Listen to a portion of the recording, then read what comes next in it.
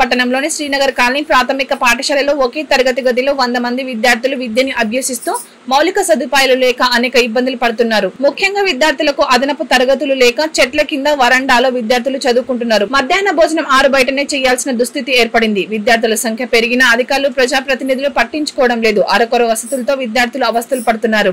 వర్షం వస్తే పరిస్థితి అధ్వానం. అదే గదిలో ఆఫీస్ రూమ్, వరండాలోనే మధ్యాహ్న భోజనం ఏర్పాటు చేయాలి.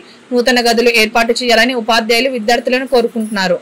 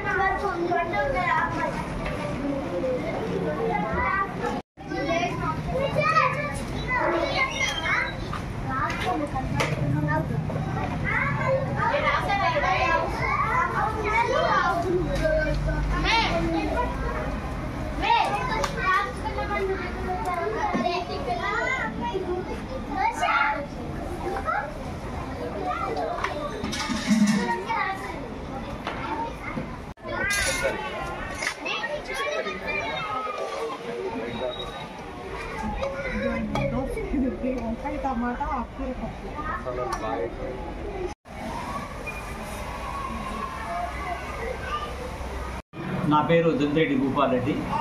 మా యొక్క పాఠశాల ఎంపీపీఎస్ శ్రీనగర్ కాలనీ కోదాడ. మా యొక్క పాఠశాలలో విద్యార్థుల సంఖ్య ఈ రోజుతోని 100 దాటడం జరిగింది. కానీ ఒకటే తరగతిగా ఉండటం వల్ల పాఠశాల విద్యార్థులు బోధన చేయడంలో ఉపాధ్యాయులకు ఇబ్బంది కలుగుతుంది. అదేవిధంగా పాఠశాలలో 2 ఉపాధ్యాయులు మాత్రమే ఉన్నారు. ఎంఈఓ గారు రిక్వెస్ట్ మీద వారు ఒక టీచర్ని డిప్యూటేషన్ ఇవ్వడం జరిగింది. ఈ యొక్క పాఠశాలకి తరగతి గదులు లేనందు వలన చాలా ఇబ్బంది పడుతున్నాము. పై అధికారులు ఇది గమనించి మాకు తరగతి గదులు మంజూరు చేయగలని మనవి చేస్తున్నాము.